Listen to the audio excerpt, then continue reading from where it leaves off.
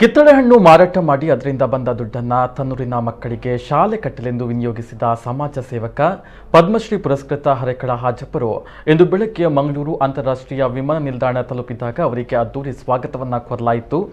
ಅಕ್ಷರ ಸಂತ ಹರೇಕಳ ಹಾಜಪ್ಪ ಅವರಿಗೆ ಭಾರತ ಸರ್ಕಾರ ನೀಡುವಂತಹ 4ನೇ ಅತಿ ದೊಡ್ಡ ನಾಗರಿಕ ಪ್ರಶಸ್ತಿ ಪದ್ಮಶ್ರೀ ಸೋಮವಾರ ಪ್ರದಾನ ಮಾಡಲಾಗಿತ್ತು. ಹಾಜಪ್ಪ ಅವರನ್ನು ಸ್ವಾಗತಿಸಲು ವಿಮಾನ ನಿಲ್ದಾಣದಲ್ಲಿ ಜಿಲ್ಲಾಡಳಿತದ ಅಧಿಕಾರಿಗಳು ಹಾಜರಿದ್ದರು. ಬಳಿಕ ಹಾಜಪ್ಪ ಅವರನ್ನು ಮಂಗಳೂರಿನ ಜಿಲ್ಲಾಧಿಕಾರಿಗಳ ಕಚೇರಿಯಲ್ಲಿ ಆತ್ಮೀಯವಾಗಿ ಗೌರವಿಸಲಾಯಿತು.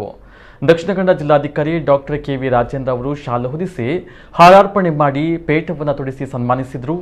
ತನ್ನ ಸನ್ಮಾನಕ್ಕೆ ಕೃತಜ್ಞತೆ ಸಲ್ಲಿಸಿದ ಹಾಜಪ್ಪ ಅವರು, ಸೆಂಟ್ರಲ್ ಮಾರುಕಟ್ಟೆಯಲ್ಲಿ ಕಿತ್ತಳೆ ಮಾರಾಟ ಮಾಡ್ತಾ ಇದ್ದ ನನಗೆ ಪದ್ಮಶ್ರೀ ಪ್ರಶಸ್ತಿ ನೀಡಿದ ಈ ಪ್ರಶಸ್ತಿಗೆ ನಾನು ಮೊದಲಾಗಿ ದೇಶದ ಪ್ರಧಾನಿ ನರೇಂದ್ರ ಮೋದಿ, ಸಂಸದ ನಳಿನ್ ಕುಮಾರ್ ಕಟೀಲು, ಜಿಲ್ಲಾಧಿಕಾರಿ ರಾಜೇಂದ್ರ ಸಹಿತ ಎಲ್ಲರಿಗೂ ನಾನು ಕೈ ಮುಗಿದು ಕೃತಜ್ಞತೆಯನ್ನು ಸಲ್ಲಿಸುತ್ತೇನೆ. ಜಿಲ್ಲಾಧಿಕಾರಿಗಳು ಮಾಡಿದ ನೆರವಿಗೆ ನಾನು ಎಷ್ಟು ಕೃತಜ್ಞತೆಯನ್ನ ಹೇಳಿದ್ರೂ ಸಾಲದು ಎಂದು ಅಷ್ಟೇ ಪುನೀತರಾಗಿ ನುಡಿದರು.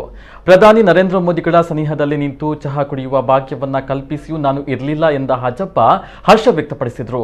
2020ರ ಗಣರಾಜ್ಯೋತ್ಸವ ಸಂದರ್ಭದಲ್ಲಿ ಹರೇಕಳ ಹಾಜಪ್ಪರಿಗೆ ಪದ್ಮಶ್ರೀ ಪ್ರಶಸ್ತಿ ಘೋಷಣೆಯಾಗಿತ್ತು.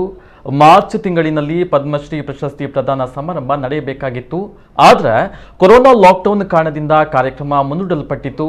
ನಿನ್ನೆ ರಾಷ್ಟ್ರಪತಿ ಭವನದಲ್ಲಿ ರಾಷ್ಟ್ರಪತಿ ರಾಮನಾಥ್ ಕೋವಿಂದ್ ಅವರಿಂದ ಪದ್ಮಶ್ರೀ ಪ್ರಶಸ್ತಿಯನ್ನು ಸ್ವೀಕರಿಸಿದರು.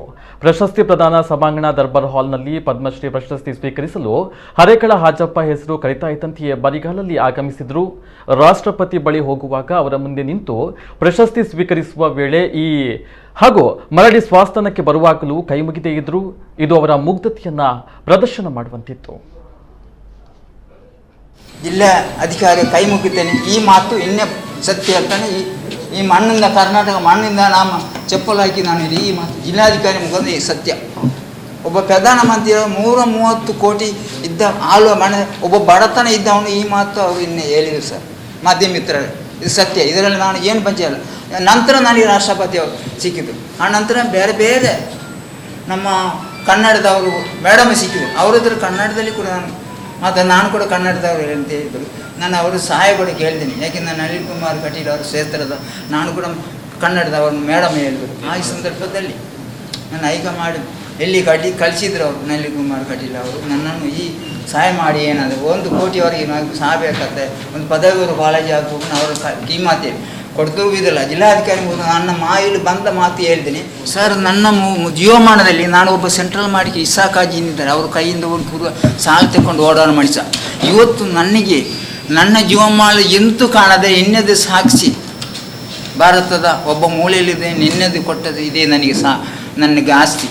ನನ್ನ ಜೀವಮಾನದಲ್ಲಿ ಎಂಟು ಕಾಣಿಸಿಕಲ್ಲ, ಹೆಂಡತಿ ಮಕ್ಕಳು ಹುಷಾರಿಲ್ಲ ಏನಿದ್ರಿ, ನನ್ನ ಜೀವಮಾನದಲ್ಲಿ ಇದೇ ಸಾಕ್ಷಿ.